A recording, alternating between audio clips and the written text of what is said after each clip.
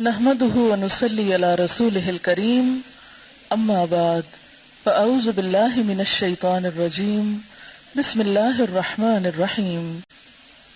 آج ہم ماہ شعبان کے بارے میں چند باتیں کریں گے۔ کچھ معلوم ہے کہ شعبان آ چکا ہے اور رمضان قریب قریب ہے۔ آپ لوگوں کو تمام نام ترتیب بار آتے ہیں اسلامی سال کے۔ رمضان کے علاوہ شعبان کا مہینہ بھی فضیلت والا مہینہ ہے، یعنی مہینوں کے آپ مختلف سیٹ بنا سکتے ہیں، جیسے حرام مہینے، پھر اسی طرح حرام مہینوں کے علاوہ حج کے مہینے اور دیگر مہینوں میں عبادت کے مہینے جو ہیں وہ خاص طور پر رمضان، اور پھر رمضان کے علاوہ کچھ عبادت شعبان میں بھی، اور رمضان کے بعد کچھ عبادت شوال میں بھی، شوال کی ابتدا میں جو 6 شوال کے نام سے روزے رکھتے ہیں۔ تو آپ یوں کہہ سکتے ہیں کہ شعبان، رمضان اور شوال یہ 3 مہینے جو ہیں یہ خاص طور پر روزے جیسی عبادت کے لیے ہیں، ٹھیک ہے نا۔ جیسے آپ کو معلوم ہے کہ ہمارے دین میں کچھ عبادات فرض کے درجے میں، یعنی عبادات کون کون سی ہیں؟ نماز، روزہ، حج، زکوٰۃ، یہ 4 مشہور عبادات ہیں، ٹھیک ہے، جو فرض ہیں۔ نماز تو ہر روز پڑھی جاتی ہے، روزہ فرض تو رمضان میں ہے، اور پھر زکوٰۃ سال میں جس وقت بھی آپ کے لیے ڈیو ہو، اور حج ذوالحج کے مہینے میں۔ اب ایسا ہے کہ ذوالحج کے مہینے میں حج ہوتا ہے، لیکن 2 مہینہ پہلے سے ایک طرح سے قافلے روانہ ہونے شروع ہوتے ہیں، اور ایک طرح سے تیاری، یہ مینٹلی انسان اپنے آپ کو اس کام کی طرف لے جاتا ہے۔ جیسے نماز پڑھنے کے لیے آپ وضو کر کے تیاری کرتے ہیں، اسی طرح آپ حج کی تیاری ذوالقعدہ اور کچھ شوال ہی میں قافلوں کی روانگی جو ہے وہ شروع ہو جاتی ہے۔ یہ اس مہینے میں اگر کوئی احرام پہن کر حرم کعبہ کی طرف جاتا ہے تو اس کا سفر حج شمار ہو سکتا ہے۔ اسی طرح حرام مہینوں میں تو آپ کو معلوم ہے کہ عربوں کے ہاں جنگ کرنا جو تھی وہ حرام تھی، اور امن و امان کے مہینے تھے وہ۔ اسی طرح آپ دیکھیے کہ رمضان جو ہے ایک فرض عبادت کا مہینہ ہے، لیکن رمضان میں داخل ہونے سے پہلے اس کا اہتمام شعبان میں ہی شروع ہو جاتا ہے، یا اس کے لیے ذہنی تیاری شعبان سے ہی شروع ہو جاتی ہے، اور پھر یکا یک سلسلہ منقطع نہیں کیا جاتا، بلکہ کیا کیا جاتا ہے، شوال میں بھی کچھ روزے نفلی رکھے جاتے ہیں۔ اگرچہ شعبان اور شوال کے روزے نفلی روزے ہیں، لیکن یہ رمضان کے آگے پیچھے ہیں۔ تو شعبان، رمضان اور شوال یہ خصوصی طور پر روزے جیسی فرض عبادت کی ادائیگی کے مہینے ہیں۔ اب آپ دیکھیے کہ عموماً ہم جب چھٹے ہوئے روزے ہوتے ہیں سال بھر نہیں رکھتے، اچھا ابھی رکھتے ہیں۔ حضرت عائشہ رضی اللہ تعالیٰ عنہا کے ساتھ بھی ایسا ہی ہوتا تھا، وہ عموماً اپنے قضا روزے جو تھی وہ شعبان میں رکھتی تھی کہ اب اگلے سے پہلے پچھلا قرضہ چکا لوں۔ تو اسی طرح شعبان میں کچھ تیاری ہوتی ہے رمضان کی، پھر رمضان میں روزے رکھنے کے بعد اتنا دل لگ جاتا ہے روزوں کے ساتھ کہ رمضان ختم ہونے کا سب کو افسوس ہوتا ہے۔ پھر اس کے بعد بھی 6 روزے اور اتنی فضیلت والے دے دیے گئے کہ اگر وہ رکھ لیے جائیں تو اتنا اجر و ثواب ہے گویا آپ سال بھر روزے سے ہیں۔ تو انشاءاللہ تعالی رمضان کی فضیلت اور برکت تو آپ رمضان سے پہلے سنیں گے ہی، اور مزید اپنے آپ کو تیار کریں گے، لیکن اس عبادت کے لیے، یعنی روزے جیسی عبادت کے لیے شعبان کے مہینے میں بھی اس طرف متوجہ ہونے کی ضرورت ہے، اور تبھی آپ متوجہ ہوں گے جب آپ اس کی فضیلت اور اہمیت کو سمجھیں گے۔ اس مہینے میں نبی صلی اللہ علیہ وسلم سے جو عمل ثابت ہے وہ کیا ہے؟ روزوں کی کثرت۔ حدیث میں آتا ہے، ترمذی کی حدیث ہے، حضرت ام سلمہ رضی اللہ تعالی عنہا فرماتی ہیں، میں نے رسول اللہ صلی اللہ علیہ وسلم کو 2 مہینے پے در پے یعنی مسلسل روزے رکھتے ہوئے نہیں دیکھا سوائے شعبان اور رمضان کے۔ یعنی اس میں آپ کیا کرتے تھے؟ کنٹینیوسلی روزہ رکھتے تھے۔ حضرت اسامہ بن زید بیان کرتے ہیں، میں نے عرض کیا، اے اللہ کے رسول صلی اللہ علیہ وسلم، میں آپ کو کسی مہینے میں سوائے رمضان کے اتنے روزے رکھتے ہوئے نہیں دیکھتا جس قدر روزے آپ شعبان میں رکھتے ہیں۔ آپ نے فرمایا، لوگ رجب اور رمضان کے بیچ والے مہینے کی فضیلت سے غافل ہیں، وہ اس مہینے کی پرواہ نہیں کرتے، قدر نہیں کرتے، حالانکہ اس مہینے میں لوگوں کے اعمال اللہ کے سامنے پیش کیے جاتے ہیں۔ اور میری چاہت یہ ہے کہ میرے اعمال اللہ تعالیٰ کے سامنے روزہ داری کی حالت میں پیش ہوں. یعنی جب اللہ تعالیٰ کے سامنے پیش ہوں تو میں روزے کی حالت میں ہوں. اس حدیث کو سن کر آپ کو کیا احساس ہوا ہے, کیا خیال آیا ہے؟ جیسے کوئی شخص غلط کام کر لیتا ہے, پھر کسی کے سامنے پیش کیا جاتا ہے. مثلاً آپ پرچہ دیتے ہیں, پیپر دیتے ہیں نا, تو اس میں کچھ گڑبڑ کر جاتے ہیں, کوئی سستی کرتے ہیں, غفلت کرتے ہیں, جواب صحیح نہیں لکھتے. پھر ٹیچر کے سامنے آپ کا پیپر آتا ہے, وہ کریکشن کرتی ہیں. پھر بعض اوقات آپ کو ہی بلا لیتی ہیں اور آپ کو پوچھتی ہیں یہ آپ نے کیا, کیا ہو گیا تھا آپ کو؟ اگر آپ ایک ایسے اسٹوڈنٹ ہوتے ہیں جو ادروائز بہت اچھے ہیں تو وہ آپ کی اس اچھائی کی وجہ سے کیا کریں گی, اس غلطی کو اگنور کر دیں گی. اسی طرح اگر آپ روزے سے ہیں اور آپ کا اعمال نامہ اس وقت یعنی سال بھر کا پیش ہو رہا ہے کہ اس سال میں ان صاحبہ نے یہ اور یہ نیکیاں کمائی ہیں, یہ اور یہ کارنامے کیے ہیں, یا یہ اور یہ بلنڈر کیے ہیں, وہ سب کچھ سامنے جائے گا. آپ دیکھیں کہ بعض اوقات غلط کاموں کو دیکھ کر, نافرمانیوں کو دیکھ کر آپ سوچ سکتے ہیں اللہ تعالیٰ کا غصہ کتنا بھڑکتا ہوگا. اگر کوئی آپ کی بات نہ مانے تو آپ کو کیسا لگتا ہے؟ کوئی آپ کی بات نہ مانے کیسا فیل کرتے ہیں آپ؟ کہتے ہیں کوئی بات نہیں, نہیں تو نہ سے نہیں مانتے, نہ مانے.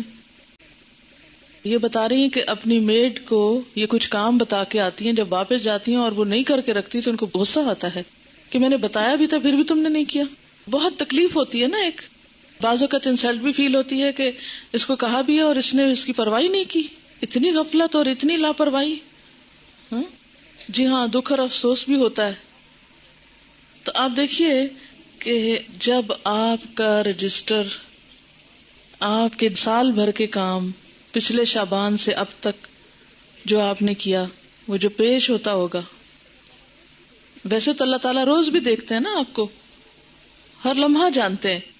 اس کو پھر میں ایک چھوٹی سی مثال کے ذریعے بات سمجھاؤں گی. جیسے آپ کی ٹیچر کلاس میں روز سبق سنتی ہیں آپ کا, ان کو اندازہ ہوتا ہے کہ آپ کتنا جانتے ہیں, لیکن پیپر دیتے ہوئے آپ کو کوئی وحشت آتی ہے کہ نہیں ہوتی ہے؟ کوئی ٹینشن آپ پر ہوتی ہے؟ حالانکہ آپ روز ٹیچر کے سامنے اچھا یا برا سبق سنا رہے ہوتے ہیں, یا کام کیا نہیں کیا, لیکن وہی چیزیں دوبارہ پیپر میں آتی ہیں. تو ہر ایک چیز کا اپنا ایک طریقہ اور ایک کرینہ اور ایک سلیقہ ہوتا ہے نا.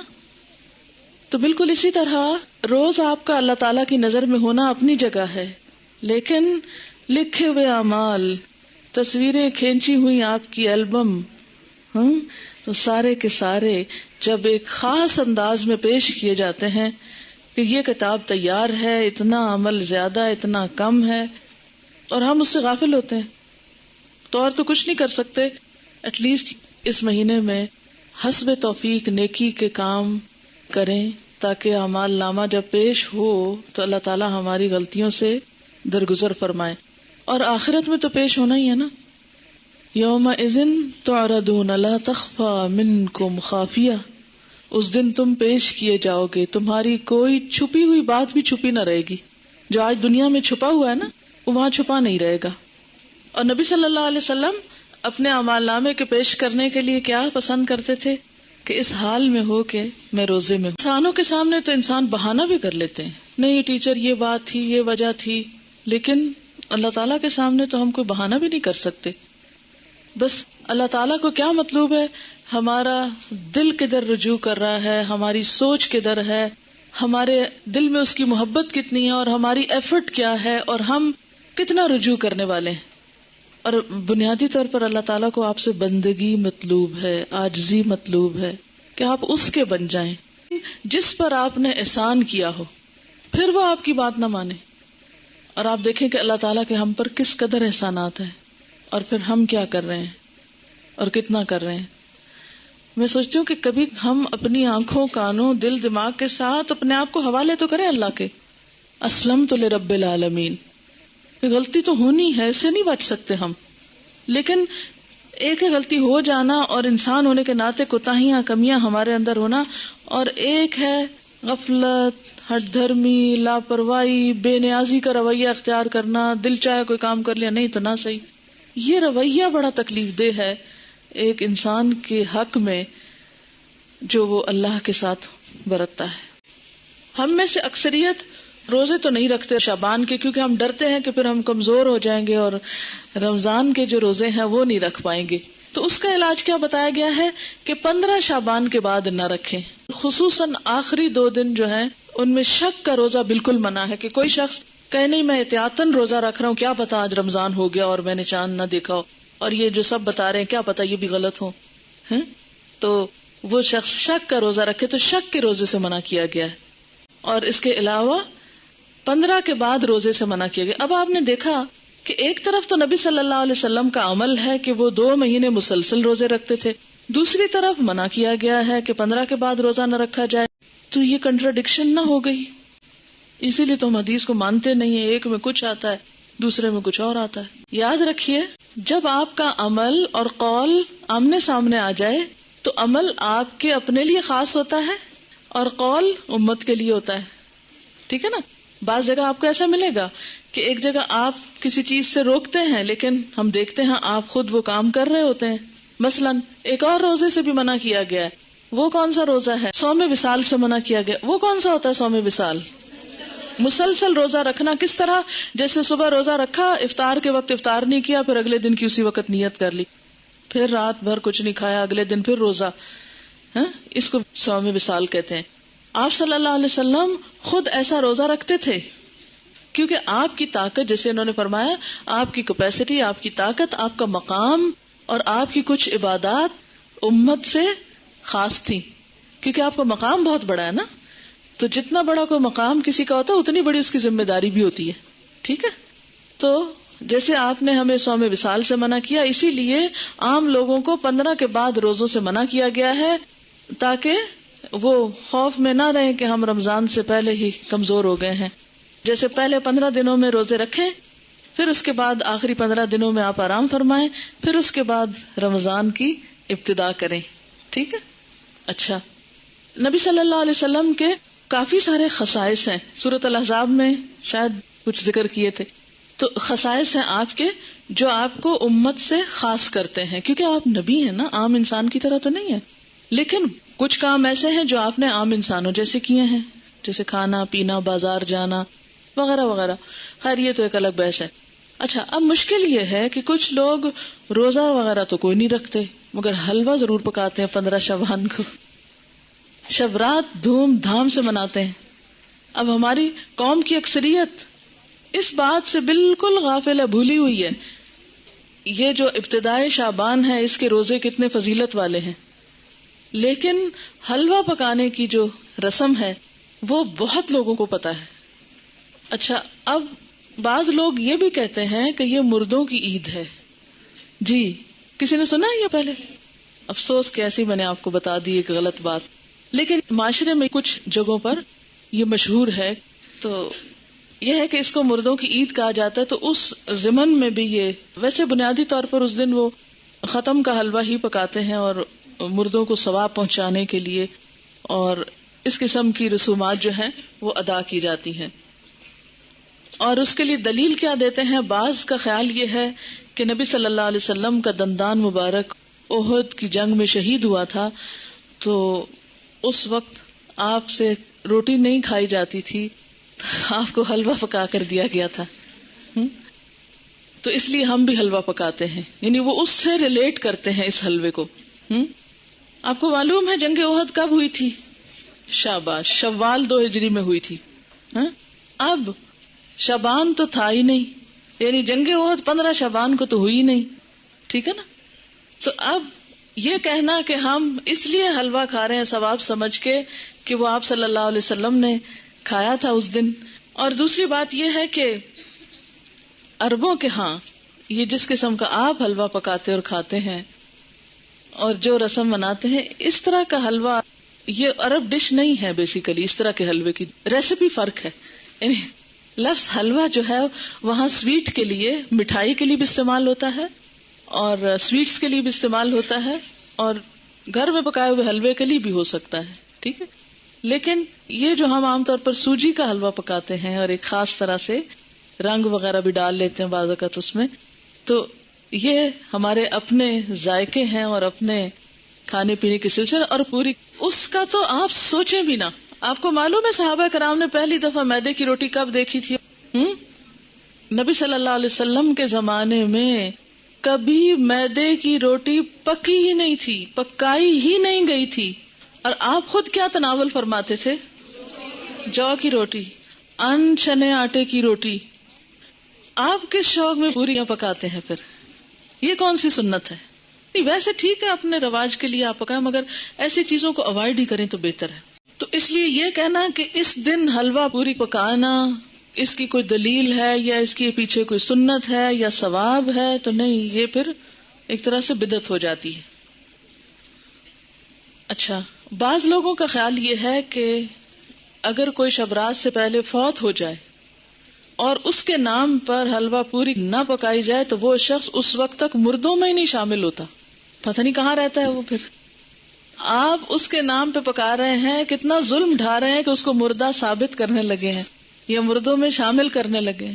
اسے رہنے دیں کہیں جیتوں میں. پھر جی ہاں، قبروں کی لپائی ہوتی ہے باقاعدہ، اور میں نے خود دیکھی اور کچھ تصویر وغیرہ بھی دور سے اتاری کہ جو لوگ، یعنی مجھے یاد ہی نہیں تھا کہ آج 15 شعبان ہے، تو صبح کے وقت ہم گھر سے نکلے، اتنے لوگ قبرستان میں، اتنے لوگ.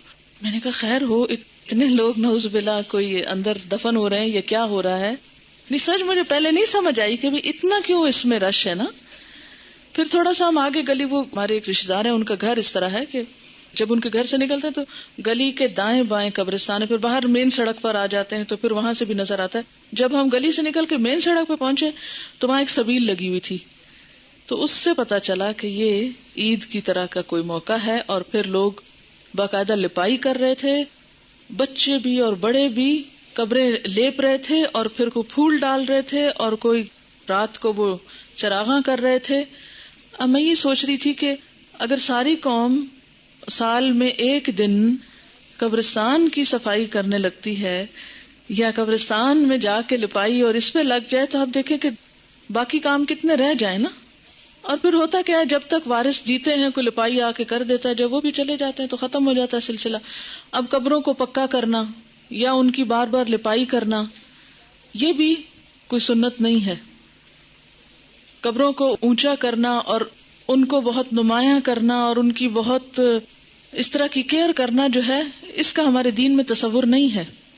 مردوں کا احترام لازم ہے، اس کے لیے اچھی گہری قبر کھودنے کے لیے کہا گیا، کھود کے پھر اس کے سائڈ پر زمین کھود کے بغلی قبر کا بھی حکم آتا ہے. وہ زیادہ بہتر ہے بنسبت اس کے کہ آپ تھوڑی سی قبر کھود کے اور پھر اوپر سے سنگ مرمر لگائیں یا کوئی اور. یہ چیزیں پھر ایکسٹرا ہیں، اس سے وقت بھی سرمایہ بھی ضائع ہوتا ہے. مردوں کو جو چیز فائدہ دیتی ہے وہ حلوہ پوری نہیں ہے، وہ آپ کی دعا ہے، جس کے لیے آپ 15 شعبان کا انتظار نہ کریں. کب کریں وہ دعا؟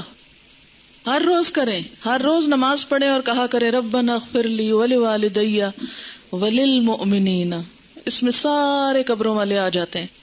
وللمؤمنین یوم یقوم الحساب، صرف قبروں کے اندر والے نہیں آتے، باہر والے بھی آتے ہیں. المؤمنین، سارے مومن آ جاتے ہیں، زندہ ہو کے، من الاحیاء والاموات، سب آ جاتے ہیں. تو بنیادی طور پر اس رات میں نہ تو کوئی حلوہ پکانے کا حکم ملتا ہے اور نہ ہی دن کو قبروں کی لپائی کا حکم ملتا ہے، اور نہ ہی اس قسم کی کوئی خاص اس دن کی کوئی عید ہے. اور پھر اسی طرح یہ ہے کہ بعض لوگ اپنے گھروں کی خاص صفائی کرتے ہیں اس دن. ہو سکتا ہے آپ لوگ نہ کرتے ہوں، لیکن یہ رواج بھی ہے. اور ایک مخصوص جگہ پہ حلوہ چپاتی رکھتے ہیں، یعنی لپائی وغیرہ کر کے تو ایک خاص کارنر جیسے ہوتا ہے. اور بعض لوگ اس کے ساتھ موسمی پھل اور مٹھائیاں وغیرہ بھی اس جگہ یعنی ایک سجاوٹ کرتے ہیں، بوفے کی طرح بنا لیتے ہیں اس کارنر کو. اور پھر ساتھ یہ بھی کہتے ہیں کہ لبان اگر بتی بھی تھوڑی سی ساتھ جلاتے ہیں کہ یہ مردوں کی فاتحہ ہو رہی ہے. آپ دیکھیں کہ مردے کو کیا کیا چیز فائدہ دیتی ہے. جب ایک شخص فوت ہو جاتا ہے تو کیا کیا چیز کرنی چاہیے. انسان قبر میں تنہا اترتا ہے، صرف ایک چیز ساتھ اترتی ہے اور وہ انسان کا اپنا عمل ہے. کیونکہ 2 چیزیں واپس آ جاتی ہیں، اولاد اور مال، جیسے غلام وغیرہ ہوں یا اور کوئی گاڑی جس پہ لے گئے اس کو، یا اس کے علاوہ بھی اگر کوئی چیز ہے تو یہ 2 چیزیں جو ہیں واپس آ جاتی ہیں، مال اور اولاد. باقی عمل ساتھ اترتا ہے. ایک چیز، صرف ایک چیز. اگر وہ تھوڑے بہت کمی بیشی ہے تو پیچھے والے اب اس کے حصے کے عمل تو نہیں کر سکتے، لیکن نمبر 1 دعا کر سکتے ہیں جو مردے کو فائدہ دے گی. اور اس کے لیے آپ اس دن سے دعا شروع کیجئے جس دن سے وہ فوت ہوا، اور ہر روز کیجئے، اور اس میں آپ دیر نہ کیجئے، کرتے رہیے. دوسری چیز علم ينتفع به، ایسا علم جس سے لوگ فائدہ اٹھائیں، یعنی اس کے نام پر سے مراد یہ کہ اس کی طرف سے. آپ کیا کریں، کسی بچے کو پڑھا دیں، کوئی اسکول بنوا دیں، کوئی کتابیں آپ لے کے لوگوں کو کوئی لائبریری میں رکھوا دیں، کوئی بھی علم کا کام، یا اس نے خود جو کچھ پڑھایا تھا اپنے اسٹوڈنٹس کو، یا کتابیں لکھی، یا کوئی اور اسی طرح کی چیز تیار کی. اور تیسری چیز جو اس کو فائدہ دیتی ہے وہ کیا ہے؟ صدقہ جاریہ. آپ اس کے لیے قربانی کریں، آپ اس کے لیے پیسے غریبوں کو دیں، مسکینوں کو کھانا کھلائیں، اس کی طرف سے صدقہ کر سکتے ہیں. ٹھیک ہے، لیکن خاص دن حلوہ پوری پکا کے، روشنی اگربتی جلا کے، اور ایک خاص سٹائل میں یہ سب کرنا جو ہے، یہ نبی صلی اللہ علیہ وسلم کی ایسی کوئی سنت نہیں ہے، اور نہ ہی ایسا دین کو مشکل بنایا گیا ہے جو ہر شخص کے بس کی بات نہ ہو. یعنی ہمارا دین ایسا نہیں کہ کچھ لوگ تو اس پر عمل کر سکے اور کچھ اس پہ عمل کے قابل ہی نہ ہو. اب ہر شخص تو حلوہ پوری پکا نہیں سکتا. مثلا میں حلوہ تو شاید پکا لوں مگر پوری نہ پکا سکوں. آپ میں سے میرے خیال اکثریت روٹی بھی نہیں پکانا جانتی ہوگی. جب سے میں ہاسٹل میں رہ رہی ہوں تو میں نے اکثر لڑکیوں کی روٹی بنانی ٹیسٹ کی ہے، اور صحیح روٹی نہیں بنانی آتی، جو ہم میں سے ہر کوئی ہر روز کھاتا ہے. ہمارا اسٹیپل فوڈ ہے. کچی روٹی پکاتے ہیں، جلی بھی پکاتے ہیں، صحیح روٹی نہیں پکانی آتی. تو اب آپ دیکھیں کہ اگر روٹی نہیں بنانی آتی تو پوری کس کو بنانی آتی ہوگی؟ ٹھیک ہے نا. پھر اس کے بعد یہ ہے کہ ہر ایک کے پاس اتنے پیسے کہاں ہوتے ہیں کہ وہ حلوے کے لیے سب کچھ مہیا کر سکے. اور پھر آپ دیکھیے کہ حلوہ بھی پکانے کا صحیح طریقہ آنا چاہیے. کئی لوگ میں نے دیکھے ہیں کہ وہ کچا پکا سوجی کو کر کے اس میں یلو کلر ڈال کے، پانی ڈال کے اور کچی چینی ڈال کے حلوہ پکا کے رکھ دیتے ہیں جس سے پیٹ میں درد ہو جائے. حلوہ اس وقت اچھا پکتا ہے جب آپ کو سوجی بھوننی آتی ہو صحیح، اور وہ پیشنس مانگتا ہے، صبر.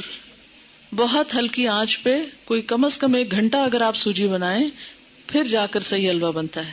سوجی بھوننے میں جلد بازی جو ہوتی ہے وہ کبھی بھی حلوے کو صحیح نہیں پکنے دیتی. ٹھیک، لیکن ہم ہر چیز میں انسٹنٹ فوڈ کے عادی ہو گئے، انسٹنٹ، جلدی، فوری، جس کے نتیجے میں ہم اب دوسروں کو بیمار تو نہ کریں ایسے حلوے کھلا کے. بعض اوقات دم بھی اس کا صحیح نہیں آنے دیتے، کچا ٹیسٹ آ رہا ہوتا ہے اس میں. بعض لوگوں نے یہ بھی بات مشہور کر رکھی ہے کہ میت کی روح 40 دن گھر آتی رہتی ہے، اور مومنین کی روح جمعہ کی رات کو، شب برات کو اور عیدین کو اپنے گھروں پہ آتی ہے. یہ بات مشہور ہے کہ اس دن روحیں آتی ہیں. ایک تو جمعرات کے دن آتی ہیں، اور ایک جو ہے عیدوں کو آتی ہیں، اور شب رات کو آتی ہیں. حالانکہ اس کے پیچھے کوئی دلیل نہیں ہے، یہ ہمارا اپنا خیال ہے. دیکھیں وہ کس لیے آئیں گے، کیا کرنے آئیں گے؟ ان کا دنیا سے کوئی رشتہ، کوئی تعلق، ان کو تو کوئی انٹرسٹ ہی نہیں رہتا یہاں سے. جو نیک لوگ ہوتے ہیں وہ کہتے ہیں شکر ہے ہماری جان چھوٹی اس مصیبتوں کے گھر سے، اس قید خانے سے. اور جو برے لوگ ہوتے ہیں وہ جتنا بھی چاہیں کہ آ کے واپس کوئی اچھا عمل کر سکے تو آ نہیں سکتے. سورۃ المؤمنون میں آپ نے ایک آیت پڑھی ہوگی، وَمِن وَرَائِهِمْ بَرْزَخٌ إِلَى يَوْمِ يُبْعَثُونَ. جو روح ایک دفعہ آگے چلی گئی ان کے پیچھے برزخ حائل ہو گیا، پردہ حائل ہو گیا. کب تک؟ إِلَى يَوْمِ يُبْعَثُونَ، اس دن تک جبکہ یہ بالکل ایسے جیسے بچہ پیدا ہونے کے بعد واپس نہیں ماں کے پیٹ میں جا سکتا، ایسے ہی دنیا سے جانے کے بعد انسان دنیا میں نہیں آ سکتا. اتنا ہی محال ہے. جیسے بچے کی پیدائش میں ماں کو ایک تکلیف اٹھانی پڑتی ہے نا، تو مرتے وقت جب انسان کی روح نکلتی ہے تو خود اس کو یہی کرب سے گزرنا پڑتا ہے. تو روح بھی آپ دیکھیں کہ بہت سے وہ لوگوں کے مرتے وقت کے حالات سنے ہوں گے، پڑھے ہوں گے. ایک ڈاکٹر مودی شاید اس نے 120 لوگوں کے موت کے واقعات لکھے ہوئے ہیں. تو وہ تجربہ یہ بتاتے ہیں کہ جیسے ایک گیٹ کھلتا ہے اور اس میں ہم جا رہے ہیں، ٹریول کر رہے ہیں، آگے کو جا رہے ہیں. تو بات یہ ہے کہ جو آگے چلا جاتا ہے وَمِن وَرَائِهِمْ بَرْزَخٌ، پیچھے آڑ آ جاتی ہے، دروازہ بند کر دیا جاتا ہے. اب دنیا میں نہیں کوئی آتا، اور انہوں نے کرنے بھی کیا آنا ہے، اور کہیں سے ثابت بھی نہیں ہے قرآن سے کہ روحیں ہمارے گھروں میں واپس آ کے رہتی ہیں، ٹھیک ہے نا. اور آپ ذرا سوچیں تھوڑی دیر کے لیے کہ اگر آپ کو مرنے کے بعد آپ کے گھر میں بار بار آنے کی اجازت دی جائے تو آپ کا حال کیا ہوگا، بتائیے ذرا. آپ دیکھیں گے آپ کا سامان کسی کے پاس چلا گیا، آپ کی چیزیں کسی نے توڑ دی ہیں، آپ کی چیزیں کسی نے پھینک دی ہیں، خراب کر دی ہیں، تو آپ دیکھ دیکھ کے کیا کریں گے؟ ذرا سوچیں، اپنے آپ کے لیے سوچیں کہ آپ مرنے کے بعد پھر آئیں دنیا میں، اور عید کو بھی آتے ہیں، اور شبرات پہ بھی آتے ہیں، اور جمعرات کو بھی آتے ہیں، اور 40ویں پہ بھی آتے ہیں، تو پھر آ کے آپ کیا کرتے ہیں؟ کیا کریں گے آ کے؟ کتنی حسرتیں ہوں گی نا. تو کیا آپ سمجھتے ہیں کہ اللہ تعالیٰ بندوں کو اس طرح حسرتوں میں مبتلا کرتا ہے کہ واپس بھیج کے، یعنی سارے تو عید کے کپڑے پہن کے کھڑے ہوں اور ہم دور کھڑے دیکھتے رہے ہیں کہ یہ عید منا رہے ہیں اور ان کو ہم بھول گئے، ہمیں یاد ہی نہیں کرتے اب یہ. اور پھر ہمارا دل چاہے گا کہ ہم کسی کو گلے ملیں، یہ جو آپس میں ہم بھی ملیں تو مل نہیں سکیں گے. اب پھر کسی کو دیکھ کے دل چاہے گا کہ اس سے بات کریں، بات ہی نہیں کر سکیں گے. تو یہ بات عقل کو بھی نہیں لگتی کہ کوئی مرنے کے بعد پھر دنیا میں آئے، اور پھر آئے بھی خاص اوکیزنز پہ جب لوگ خوشیاں منا رہے ہوں اور آپ مر کے آ کے ان کے سر پہ دیکھ رہے ہوں حسرت سے. کس قدر افسوسناک بات ہے. تو اور پھر یہ تو چلو ویسے ہم سوچ رہے ہیں نا کہ اگر ہو، if it is possible تو how does it look like، لیکن قرآن میں بھی کہیں نہیں لکھا ہوا اور حدیث میں بھی کہیں اس طرح نہیں پتا چلتا. ہاں یہ ہے کہ مردہ جب قبر میں ہوتا ہے نا تو اس کے حساب کے لیے اس کو واپس روح لوٹائی جاتی ہے، اس کو اٹھا کے بٹھایا جاتا ہے، اور وہ جو ایک کنیکشن ہے نا مردے کا قبر میں اور برزخ میں، وہ ایک خاص کنیکشن ہے. جیسے ہمارے پاس ایک ٹیلی فون ہے اور ایک کسی اور جگہ پر ہے تو وہ ایک خاص وائر کے ذریعے کنیکشن ہے. تو جسم اور روح کا ایک کمیونیکیشن کو ہو سکتا ہے آپس میں، لیکن وہ قبرستان کی حد تک ہو جائے تو ہو جائے، کیونکہ وہاں سزا جزا کا ایک کنسپٹ موجود ہے قبروں کے اندر. لیکن عام گھروں میں اور گھروں کے اندر آ کر، اور پھر یہ کہ کچھ روحیں بھٹکتی ہیں اور کچھ روحیں دوسروں کے اوپر مسلط ہو جاتی ہیں، اور یہ سب جنات ہوتے ہیں جن کو انسانی روحیں سمجھ کر وہ کیا جاتا ہے. اور بعض اوقات شیاطین دھوکہ دیتے ہیں انسانوں کو، کیونکہ بعض لوگ کہتے ہیں نا مجھے بالکل ابھی خوشبو آئی تھی اور مجھے ایسے لگا جیسے مجھے کسی نے آواز دی ہے، اور مجھے بالکل وہ تو میرے بھائی جیسا ہی تھا، کوئی مجھے ہیولا نظر آیا گھر میں، اور یہاں خانہ کعبہ میں نظر آیا فلاں، وہ تو فوت ہو چکا. یہ سب اگر آپ نے سائیکالوجی پڑھی ہوئی ہو تو اس میں آپ نے پڑھا ہوگا، التباس کے بارے میں پڑھا ہوگا، ہیلوسینیشن وغیرہ کے بارے میں. خیر وہ ایک اور ایکسٹریم پہ لے جاتے ہیں. لیکن بیسیکلی یہ ہے کہ جو شیاطین ہوتے ہیں، جنات ہوتے ہیں، وہ بھی بعض اوقات انسان کو دھوکہ دیتے ہیں، ایسی باتیں ان کو بھٹکانے کے لیے، بہکانے کے لیے، ان کا عقیدہ خراب کرنے کے لیے، بگاڑنے کے لیے ان کو بھول بھلائیوں میں ڈالتے ہیں، ان شکلوں میں آ جاتے ہیں. ٹھیک ہے نا. تو جو چیز قرآن سنت سے ثابت نہیں، بس اس پہ خاموشی اختیار کی جائے، نہ کہ اس کے آگے ایک نیا دین گھڑ لیا جائے اور پھر کھانے پکا لیے جائیں. اب دیکھیں مردہ خود تو وہ حلوہ کھا نہیں سکتا اور ہم اس کو خوش کرنے کے لیے حلوہ بنا رہے ہیں. اب مثلاً آپ کسی کے گھر میں جائیں اور وہ کہیں ہم نے آپ کو خوش کرنے کے لیے یہ سب کچھ پکایا ہے اور کھانے نہ دیں آپ کو، یا آپ کھا نہ سکیں اس کو، آپ کتنے خوش ہو کے لوٹیں گے؟ اچھا بعض لوگ ایک مغالطہ دیتے ہیں، وہ کہتے ہیں یہ جو آتا ہے نا تنزل الملائکۃ والروح فیہا باذن ربہم من کل امر سلام، کہ لیلۃ القدر میں روح اترتا ہے.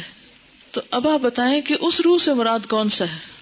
اگر اس روح سے مراد مرے ہوئے لوگوں کی روح ہے تو پھر ان آیتوں کے بارے میں کیا کہیں گے؟ نزل بہ الروح الامین. روح سے مراد کیا ہے قرآن پاک میں؟ جبرائیل علیہ السلام کے لیے لفظ استعمال ہوا ہے، اذ ایدتک بروح القدس قل نزلہ روح القدس نزل بہ الروح الامین تعرج الملائکۃ والروح یوم یقوم الروح والملائکۃ صفا. اور پھر تنزل الملائکۃ والروح سورۃ القدر میں. تو یہ جو روح اترتی ہے اس سے مراد مردوں کی روحیں نہیں ہیں، یہ خاص روح مراد ہے، اور اس سے مراد جبریل امین ہے. ٹھیک ہے. اسی لیے خود قرآن پاک پڑھنا کتنا ضروری ہے، ورنہ اس طرح کی باتوں سے لوگ عموماً کیا ہوتا ہے.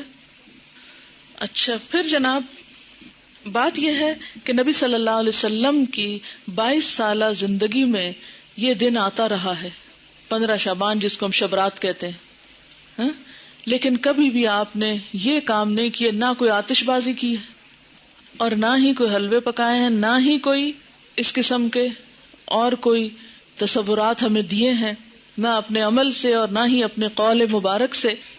اور یہ جو اس رات کو چراغوں کی روشنی ہے، یہ بھی اسراف میں شامل ہوتی ہے.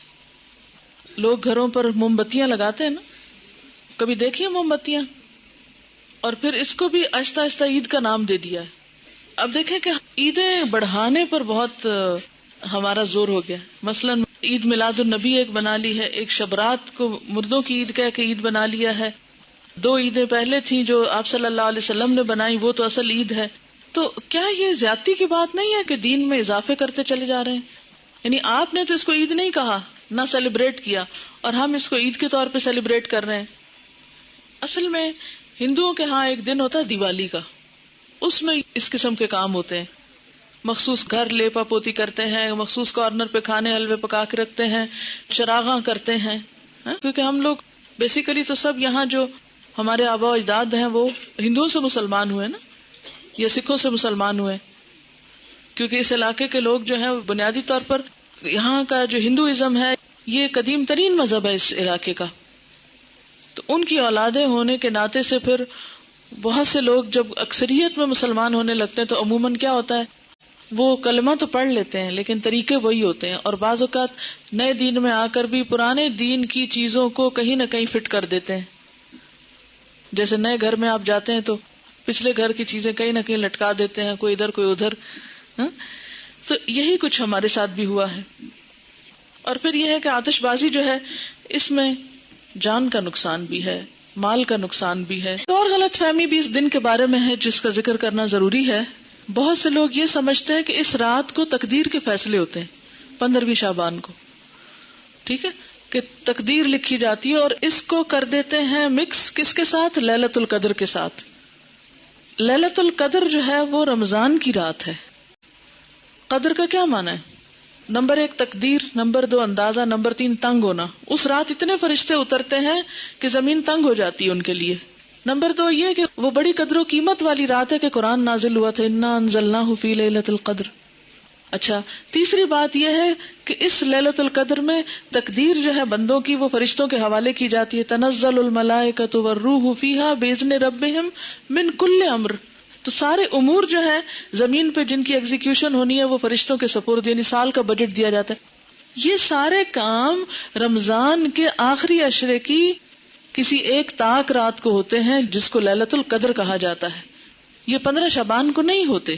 قرآن پاک میں آتا ہے وما نہاکم عنہ فانتہوا، جس چیز سے نبی صلی اللہ علیہ وسلم روکے اس سے رک جاؤ.